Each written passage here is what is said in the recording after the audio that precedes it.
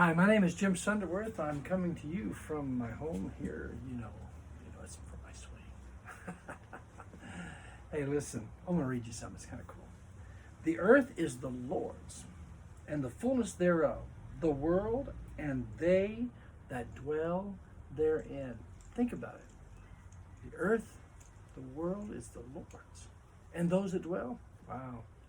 He created us all. He loves us. He wants the best for us. He loved us so much, he gave his only begotten Son, that whosoever believeth in him should not perish, but have everlasting life. Amazing grace, how sweet the sound that saved a wretch like me.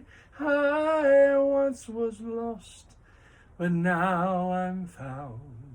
Was blind, but now I see. My eyes have been opened up to the creator of this world that put it all together, and yet he is my shepherd.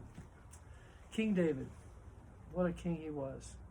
And he wrote this psalm in the later years, and he had found out that his shepherd had watched over him and taken care of him. He realized that really he was a sheep. He's a sheep.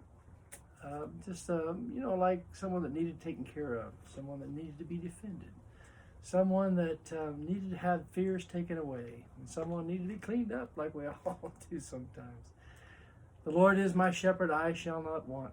You talk about wanting. The other day I went to the cupboard and I opened it up and I opened up a bag of chips. You know what it said there in the chips? It said 10 chips is one serving. I'd already eaten 10 chips before I even realized what chips I wanted to eat. I mean, I eat those things, so I shall not want. He maketh me lie down in green pastures. Let's say, the Lord is my shepherd, I shall not lack of anything. He provides for me, and he's providing for you. That's the one thing I love about my Heavenly Father. He says, you know what, let me take the responsibility. You trust me. You obey me. You rest in my provision. He is your shepherd. He will take care of all your needs. Not only the Lord is, but he makes me lie down in green pastures. One thing about a sheep, they won't lie down. Philip Keller says in his book, A Shepherd Looks at the 23rd Psalm, he said, sheep will not lie down in green pastures. They won't lie down if they're afraid, if they're hungry, or if another sheep is bullying them, or flies are around or pestilence around. But they won't rest. But the good shepherd, you know what he does? He feeds them. They won't sleep if they're hungry either. He feeds them. He protects them. He takes oil and puts it all over them. You see flies get in there. If they get up in their nose, and it makes them go crazy.